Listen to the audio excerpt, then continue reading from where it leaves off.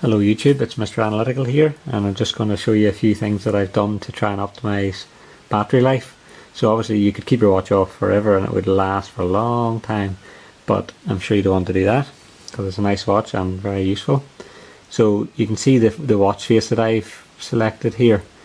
If you go for any of these other nice colory ones, obviously they're not going to be very easy on battery life.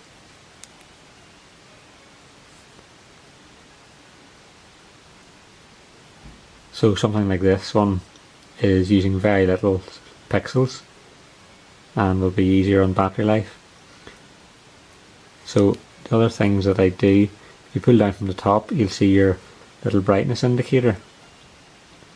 If you click on that, I keep my brightness at about 2. You can turn it way up, but you really are burning through the battery, and I find that 2 is a good level, but it's up to personal preference really on that one.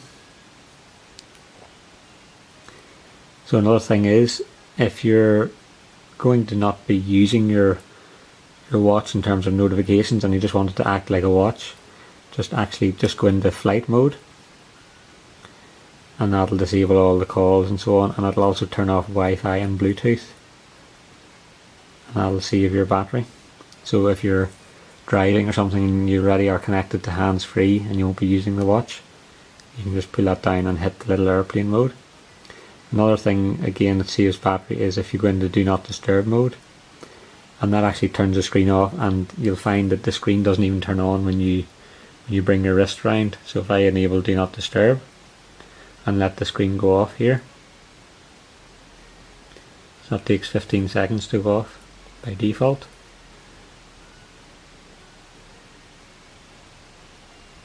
Or we can cover it. So if I bring my wrist round, you'll see in do not disturb mode the screen will never turn on unless you press a button. So again, that would save you battery if you're not needing to use the screen.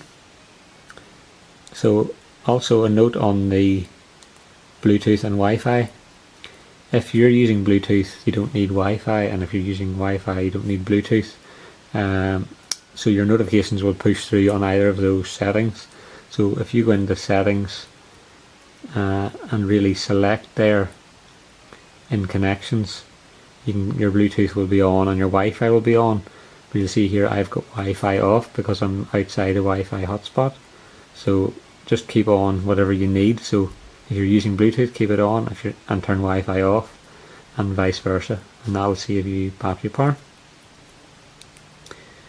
So other things there are, if you want to go in sounds and vibrations, obviously I've got vibrate on, and you can have vibrate with sound, but that would be harder on power. And vibration intensity, you can set that to light, and it will give you a little sample of how that feels when you select it.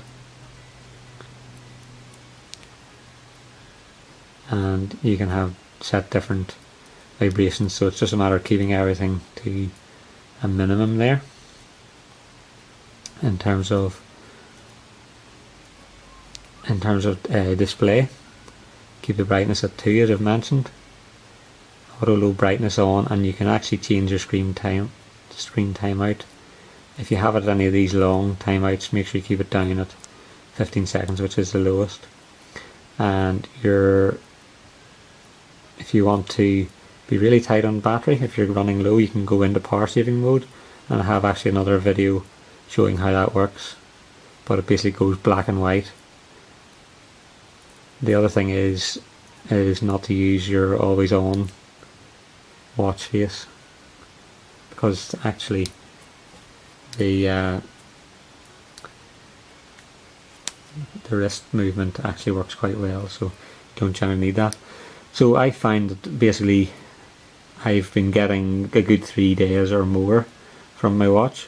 Now another thing that I do is I actually turn it off at night, because at night I'm generally sleeping and don't be watching the time. So everybody's different. If you want to use the S Health and try and track your sleep or something, but personally I've got other things to keep me amused than tracking my sleep. So thanks for watching, and Hope you've enjoyed the video, and if you have, subscribe, and I'll be posting more videos showing more features of the watch and more tips and tricks that I find out as I go along. Thank you.